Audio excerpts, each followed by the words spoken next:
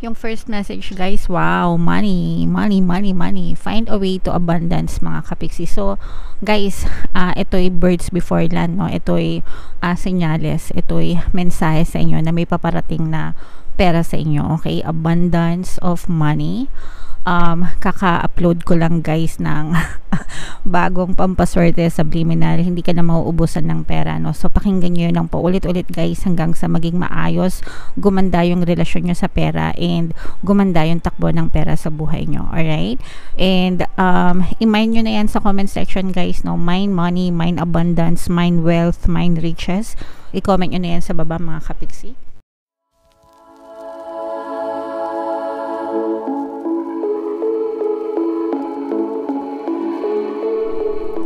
Hello guys, hello Taurus, welcome back to Pinoy Pixie Tarot. Ang pamagat ng ating episode for tonight is messages from the universe para sa Taurus, Sun, Moon, Rising Sign and Venus ngayong September to October. General reading lang guys, pwede mag-resonate, pwedeng hindi. Combination ng positive and negative energy. Comment down below guys if naka-resonate kayo sa mga mensahe para sa inyo. Yung first message guys, wow, money, money, money, money. Find a way to abundance mga kapiksi. So guys, ito'y birds before land, no? Ito'y senyales, ito'y mensahe sa inyo na may paparating na pera sa inyo, okay? Abundance of money. Kaka-upload ko lang guys ng bagong pampaswerte subliminal, hindi ka na mauubusan ng pera, no? So pakinggan nyo yun ng paulit-ulit guys hanggang sa maging maayos, gumanda yung relasyon nyo sa pera and gumanda yung takbo ng pera sa buhay nyo, alright? And i-mine nyo na yan sa comment section guys, no? Mine money, mine abundance, mine wealth, mine riches. I-comment nyo na yan sa baba mga kapiksi sa comment section para talaga ma-align nyo yung sarili nyo sa energy of money, energy of abundance, para talagang ma-experience nyo to sa inyong 3D, sa inyong physical reality. And again guys, lahat ng pampaswerte subliminal natin dito sa YouTube ay libre, no? Pakinggan nyo lang ng paulit-ulit, sobrang dami na nating success stories and gagaan talaga yung buhay nyo. Pagdating sa kaperahan, pwede rin kayo mag-affirm on your own. Money, money come to me, palagi ako may pera, palagi ako nagkakapera. I-comment nyo yan sa baba mga kapiksi. Money, money come to me, palagi ako may pera and palagi ako nagkakapera. I live by those affirmations mga kapiksi. Kaya sinishare ko din sa inyo kasi yun lang, dalawang affirmations na yun yung palagi ko sinasabi on a daily basis and talagang nagbago yung takbo ng aking pamumuhay mga kapiksi. So try nyo, libre lang, walang mawawala, alright? Okay. Yung next na message para sa inyo guys, embrace the truth mga kapiksi, no? You are creating your truth mga kapiksi, the story in your head, and what's ever created in your head is always being pushed out in your reality. Ibig sabihin guys, paulit-ulit ko tong sasabihin, paulit-ulit ko tong explain hanggang sa maintindihan nyo kasi may mga bagong viewers din tayo. Ikaw yung nag-create ng reality mo. Kung nakikita mo mirror, 'di ba, salamin. Ayan. Salamin, 'di ba, mirror. Pag humarap ka sa salamin, ano yung nakikita mo? Reflection mo, reflection ng sarili mo, 'di ba? And ganun din sa ating buhay. Yung nakikita natin sa buhay natin, sa araw-araw nating pamumuhay, yan yung reflection ng iniisip nyo, dominant thoughts nyo, what's going on in your head, yung mga stories na pinaniwalaan nyo, yung mga stories na ina-accept nyo as truth, no? Kaya nga sabi dito, embrace as truth, embrace the truth. So ikaw ang gumagawa ng katotohanan sa buhay mo, ikaw ang nag-create niyan. So whether pangit or hindi, wag natin sabihin pangit, whether maganda or hindi maganda yung nangyayari sa physical reality mo, it's your creation. Ang kagandahan doon mga kapiksi, kapag hindi maganda yung nakikita mo, pwede mo siyang baguhin by changing the pattern of your thoughts, diba? Kunwari nagsalamin ka, nakita mo yung sarili mo sa salamin, magulo yung buhok mo, 'di ba? Magulo yung buhok mo, sabog-sabog, 'di ba? Anong gagawin mo? Susuklayin mo ba yung buhok mo sa salamin? 'Di ba? Hindi. Ang gagawin mo, susuklayin mo yung sarili mong buhok sa buhok mo, sa ulo mo. And kapag sinuklay mo 'yon, makikita mo dun sa mirror na umaayos din yung buhok mo. Gumanda na kasi sinuklay mo na, 'di ba? So ganun din sa physical reality, mga kapiksi. Kung gusto mo magbago yung takbo ng buhay mo sa physical reality, sa 3D mo, kailangan baguhin mo yung pattern of thoughts mo sa isip mo, sa isip. Okay? Parang salamin nga, no? So, sana naintindihan nyo, guys. You are creating your truth, so make sure na yung i-declare yung truth is yung mga beneficial sa inyo and yung makakatulong para sa ikagagaan ng buhay nyo, okay? Alright, so comment down below, guys, if naintindihan nyo. Sana naintindihan nyo. Kung gusto nyo matuto mag-manifest, guys, pwede kayong mag-join sa ating membership program. I-click nyo lang yung join button sa video na to o kaya dyan sa ating homepage.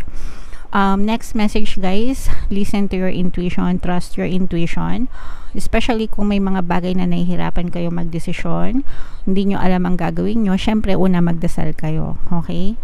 Pagkatapos nyo magdasal, tsaka kayo makinig sa intuition nyo, kasi yung intuition nyo, ginaguide yan ng ating mga spirit guides, mga kapiksi, ng ating mga gabay. Lahat tayo, bawat taong nilalang sa mundo ay may mga gabay, mga kapiksi. And yun yung number 1 role nila, gabayan tayo, and ginagamit nila yung ating intuition para gabayan tayo, okay? Kaya very important na magdasal para siguradong guided talaga kayo ng inyong mga gabay. Alright.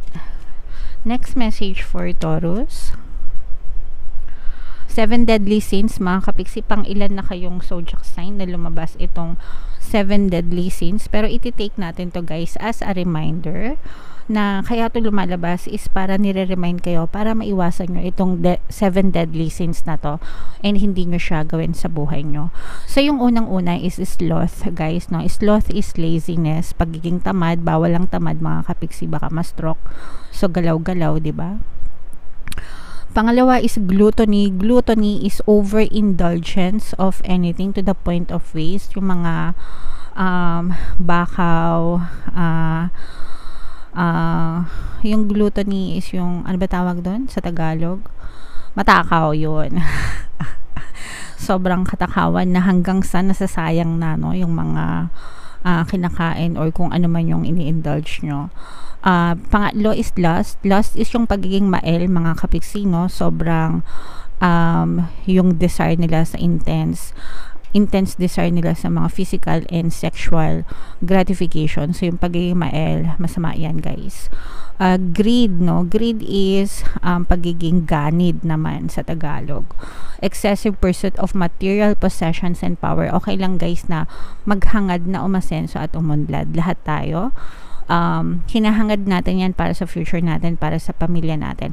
Ang masama is yung gumawa ka ng hindi mabuti para lang sa kayamanan, para lang sa power, no? Yung nanlalamang ka na sa kapwa, nang i-scam ka na, nanloloko ka na, you're taking somebody else's, you're doing harm to others para lang mapush mo yung material possessions. Yun yung masama, guys. Number 5 is wrath. Wrath is yung extreme feelings of anger, yung sobrang galit, kanya nag-aamok. Yung araw-araw na lang walang ginawa kundi magalit. Masama yan, guys. Okay? Pang-anim is envy. Envy is yung inggit, no? Sa Tagalog, guys, no? Watch out. 7 deadly sins ang inggit, guys. Discontentment, hindi na nakontento.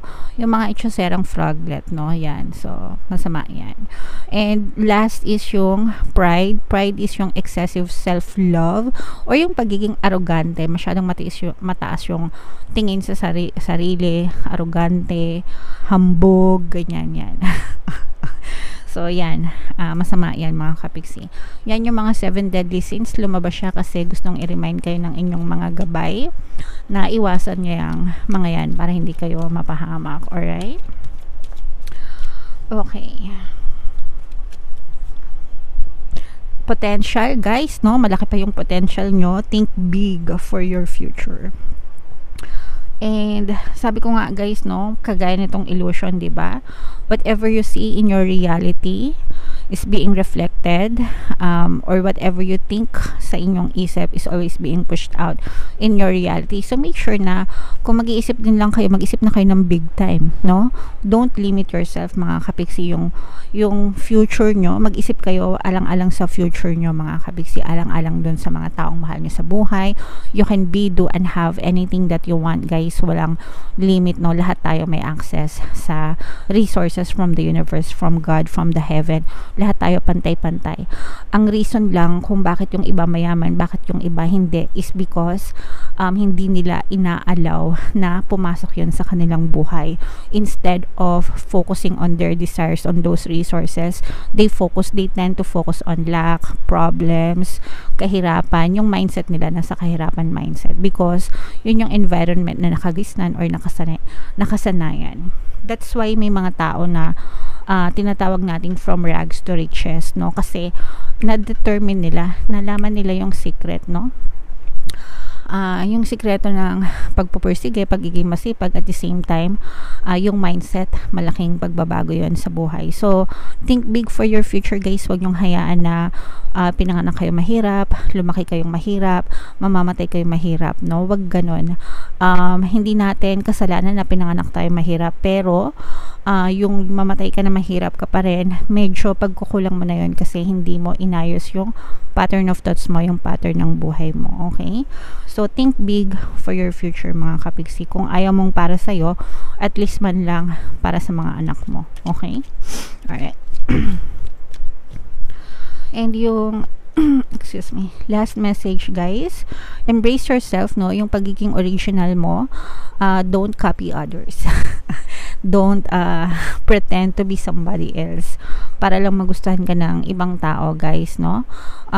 Love yourself for who you are. You are unique. You are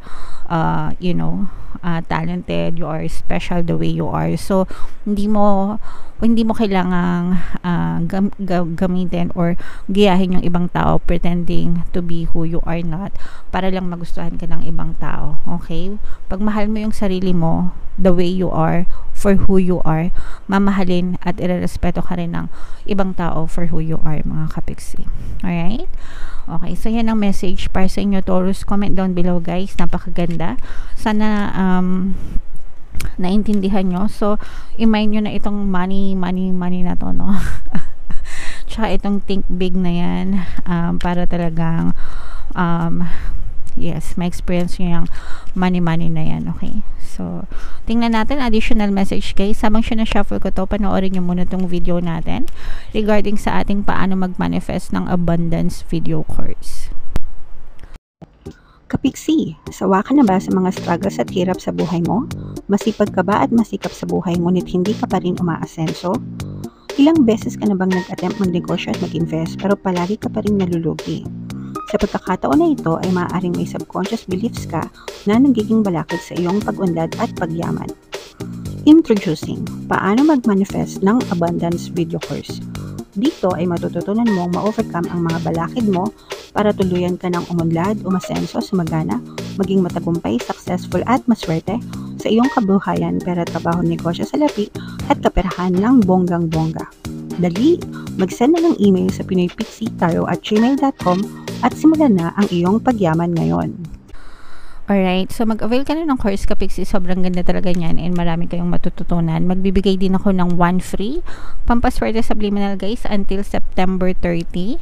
So mag-avail na kayo habang may freebie. Sobrang ganda niyan, guys. Magbabago talaga yung takbo ng buhay nyo.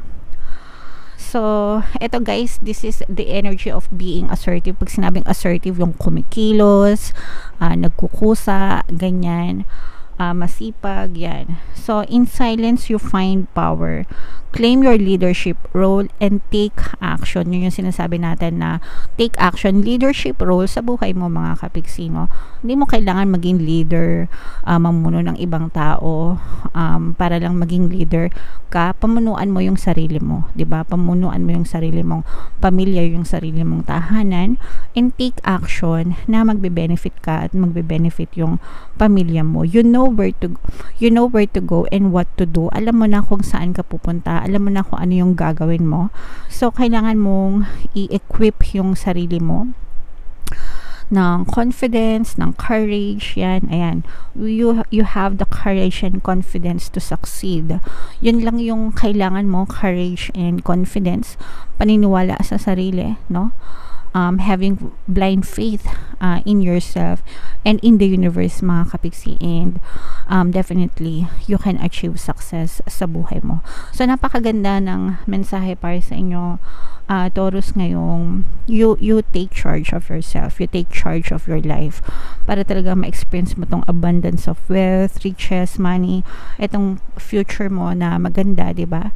Lahat 'yan mangyayari basta magbago yung pattern of thoughts mo, or ikaw yung mamuno sa iyong pattern of thoughts, and lahat ma-achieve mo, Taurus. Okay? So, yeah. Comment down below, guys, if naka-resonate kayo. Ito yung ating 2024 kapalaran. Kung di nyo pa napapanood, guys, panoorin nyo na. And ito naman yung ating success stories ng paano mag-manifest ng abundance video course. Thank you for liking, sharing, and subscribing, mga kapiksi. See you again next time. I love you all, guys. Have a nice day. Bye-bye.